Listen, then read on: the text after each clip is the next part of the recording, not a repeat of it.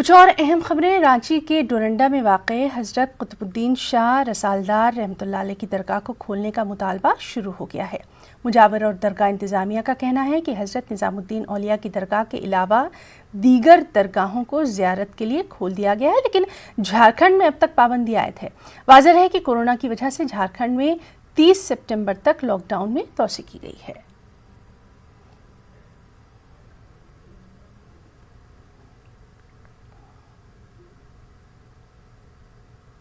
और जब से लॉकडाउन शुरू हुआ है तब से यहाँ तो कोई आना जाना किसी का है ही नहीं है। खादिम जो यहाँ रहते हैं उनके लिए भी कुछ इनकम का जरिया नहीं बना है, और भी बहुत सारा काम यहाँ ही हो गया, कोई आमदनी का जरिया यहाँ नहीं है। हम लोग देखें कि निज़ामुद्दीन औलिया में भी लोग आ रहे हैं डिस्टेंस के साथ, ज़ियारत कर रहे हैं, तो हम लोग चाहते हैं कि यहाँ भी ज़ियारत लोग करें डिस्टेंस के साथ। हमारा ये विनती है और हमारा ये गुजारिश है कि झारखंड का भी ये दरबार बहुत बड़ा दरबार है।